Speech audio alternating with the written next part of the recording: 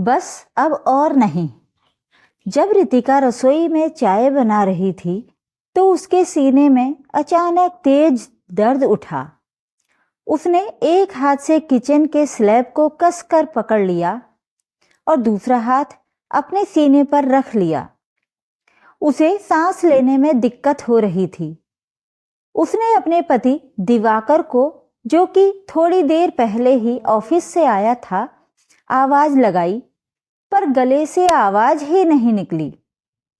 बड़ी मुश्किल से वो खुद को संभाले खड़ी थी। इधर ड्राइंग रूम में बैठा दिवाकर अपनी टाई उतारते हुए झल्ला रहा था। सुबह रितिका से झगड़कर ऑफिस गया और वहां भी सारा दिन मूड ऑफ ही रहा। बॉस से डांट सुनी सो अलग। झगड़ा भी किस बात का? उसने मायके जाने के लिए ही तो पूछा था। मेरे साफ मना करने पर कि तुम चली जाओगी तो घर का ध्यान कौन रखेगा? फिर माँ भी तो अकेले सारा दिन कैसे संभालेंगी सब कुछ? रितिका तो बस आंसू बहाती रही और सुबकती रही। चाय बनाने में कितनी देर लगती है? दिवाकर चिल्लाते हुए बोला। चिल्ला क्यों रहा है? बहू बना तो रही है। हो सकता है तेरे लिए कुछ नाश्ता बना रही हो। सुबह ना कुछ खाकर गया और ना ही लंच लेकर गया। तेरा लंच लेकर गेट तक गई थी, पर तू तो ना जाने किस बात पर इतना गुस्सा हो जाता है। सुमन ने अपने बेटे दिवाकर को पानी का गिलास थमाया। ले, ठंडा पानी पी और गुस्सा शांत कर। माँ देखिए ना, कितनी देर हो गई है मुझे ऑफिस से आए हुए, और रितिका ने अभी तक चाय नहीं दी और ना ही पानी तक के लिए पूछा। पता नहीं सारा दिन घर में क्या करती रहती है। थका हुआ घर आऊं और चाय पानी के लिए भी तरसना पड़ता है। बेकार तुमने मेरी शादी करवाई। इससे अच्छा तो पहले ही सही था मेरी जिंदगी में सब कुछ। वैसे भी तुम तो हमेशा उसका ही पक्ष लेती हो और मेरी ही गलती ढूंढती हो। अच्छा देखती हूं मैं, इतनी देर क्यों लग रही है? वैसे भी वो इस घर की बहू है और किसी की बेटी, नौकरानी या रोबोट नहीं जो तेरे और इस परिवार के लिए दिन भर खटती रहे और तेरे इशारे पर नाचती रहे। सुमन को बेटे की बातें बिल्कुल पसंद नहीं आ रही थीं। ऐसे संस्कार तो उन्होंने नहीं दिए थे बेटे को। फिर अपनी पत्नी के प्रति ऐसा व्यवहार क्यों कर रहा है मेरा बेटा? हो ना हो कुछ कमी तो मुझ में ही रह गई बेटे की परवरिश में। बहनों का दुलारा, कभी एक गिलास पानी तक अपने हाथ से लेकर पीने का मौका नहीं देती थी। रसोई घर में रितिका को जमीन पर गिरा देख सुमन उसके पास दौड़ कर आई और उसके हाथों को सहलाने लगी। उसके चेहरे पर पानी के छींटे मारे और माथा सहलाया। रितिका, बच्ची उठ। क्या हुआ? क्या हुआ मेरी बच्ची? उठ जा बच्ची। सुमन की आंखों से आंसू गिरकर रितिका के चेहरे को भिगो रहे थे, पर वो तो अपनी सास की गोद में आराम से सो रही थी। सुमन ने बेटे को पुकारा। दिवाकर, जल्दी आ बेटा, रितिका को कुछ हो गया है। अब क्या हुआ? झल्लाता हुआ दिवाकर सोफे से उठा और मां की पुकार सुनकर रसोई घर में पहुंचा। मां, क्या हुआ इसे? कोई नया ड्रामा कर रही है। आप चलो यहां से। नहीं पीनी मुझे कोई चाय। आप छोड़ दो इसे यहीं पर। घर में बिस्तर की कमी पड़ रही है इसे, जो यहाँ किचन में आकर सो रही है। चुप कर, पहले डॉक्टर को फोन लगा। मुझे लगता है या तो इसका बीपी लो हो गया है या हार्ट अटैक आया है। गर्मी भी तो कितनी बढ़ गई है, शायद गर्मी से ही चक्कर आ गया हो। कुछ भी नहीं हुआ है माँ इसे, बस काम न करने के नए बहाने खोज रही है और सोच रही होगी ऐसा कोई ड्रामा करे जिससे मैं इसे तुरंत मायके छोड़ आऊं। तेरा बहू से सुबह इसी बात पर झगड़ा हुआ है ना? उसी कारण इसने सुबह से कुछ खाया भी नहीं। समय बर्बाद मत कर, जल्दी से गाड़ी निकाल और हॉस्पिटल ले चल। सुमन की 2 बेटियां और 1 बेटा है। दोनों बेटियों की शादी के बाद बेटे दिवाकर की शादी के समय उसके मन में सिर्फ यही ख्याल था कि दोनों बेटियों के ससुराल जाने के बाद बेटियों की कमी से घर के सूनेपन को एक बेटी ही मिटा सकती है और घर में रौनक बरकरार रख सकती है।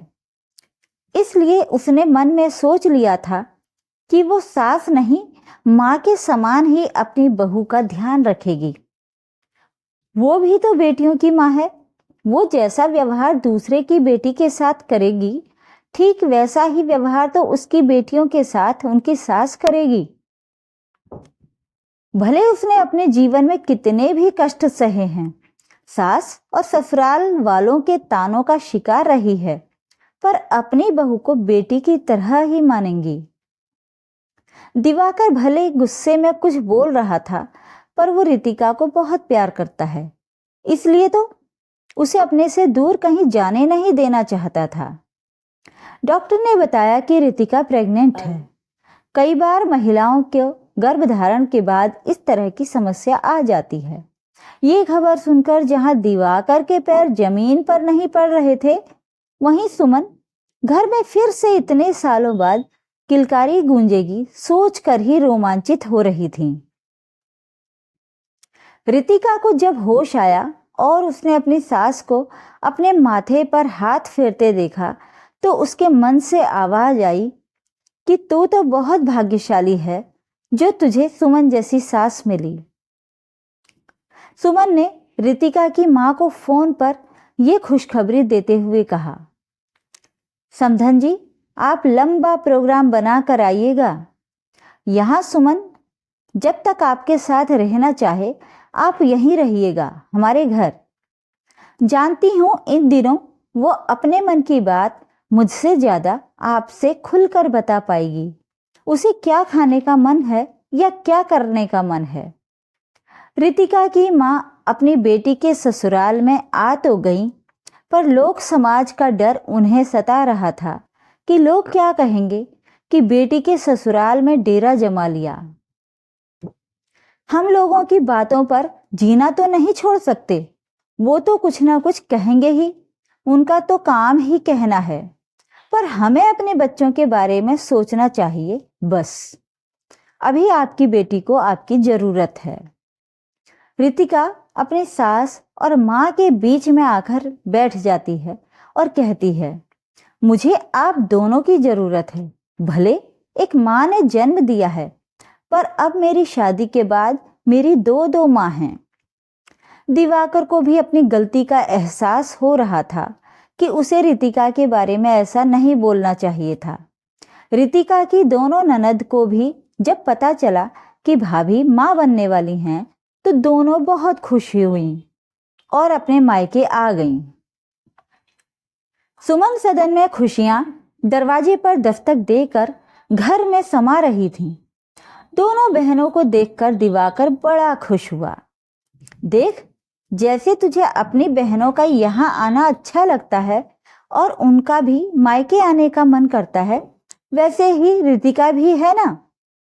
उसके भाई बहन और उनका भी मन करता होगा एक साथ समय बिताने का। शादी के बाद अपने खून के रिश्तों को भुला दें एक लड़की, ये उचित तो नहीं, उसकी मां सुमन ने कहा।